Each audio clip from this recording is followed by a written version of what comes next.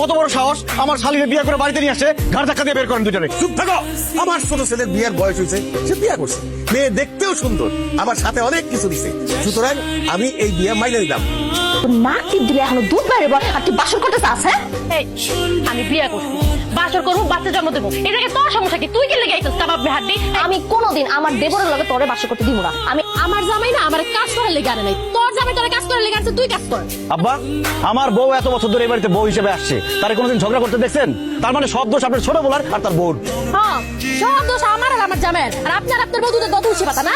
এই খবরদার আমার জামার দিকে না চোখ বড় করে তাকাবি না, চোখ কিন্তু একদম ঘুরতে পালাম। বড় কপ। একটু আগে তুমি ভাবির সাথে যে ঝগড়াটাই না করলা, ওরে বাপ রে বাপ।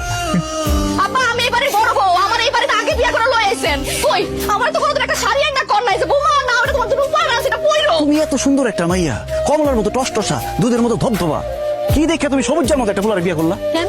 সবুজে সবুজ মন, মিষ্টি হাসি আর সুন্দর চেহারা দেখে। আরে রাখো তোমার সুন্দর, দবদবা সাদা হলে মানে সুন্দর হয় না, আর যেখানে সুন্দর বেশি সেখানে কিন্তু ঝামেলা হয়। তুই যে তোর খেলাতে বড় লোকে বলে গেছিস, তুই আমার কইছাস? আরে এগুলো কি ধরনের কথা বলতেছো? কার সাথে আমি পালাই গেছি? আর তোমার এগুলো কে বলছে? কে আবার দুলাভাই কইছে?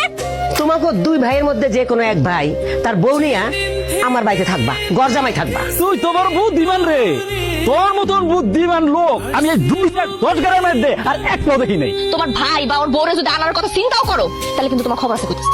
কেমন আছিস তুই ভাই?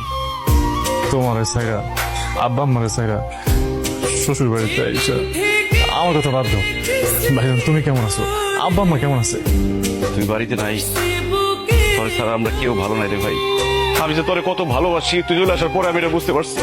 তুই বাড়িতে চল ভাই, আমি কথা দিতেছি দুই ভাইয়ের মধ্যে আর কোনোদিন কোনো ঝগড়াঝাড়ি হইব না। আইসা যখন পড়ছোস, তোরা দুই ভাইয়ের একটা কথা কই, তোরা দুই ভাই একসাথে মিলামিশা থাকার চেষ্টা কর।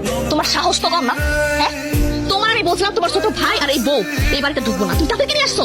সে বলছে এই বাড়িতে আমরা আসে তার বউ কোনো ঝামেলা করবো না, আসার সাথে সাথে তো ঝামেলা শুরু করে দিছে। এই সব ঝামেলা আমার প্রত্যেকদিন ভালো লাগে না, আজকে একটা ফয়সালা করো, হয়তো এই বাড়িতে সে থাকবে নয়তো আমি থাকবো। কি তুমি চুপ করে আছো কেন? আমি কিছু যাবো। হ্যাঁ চলে যাও, তোমার মতো বউর আমার দরকার নাই, যাও চলে তুমি। আমার ছোট ভাই তোমার ছোট বোনকে বিয়ে করছে আর তারে তুমি সহ্য করতে পারতেছো না।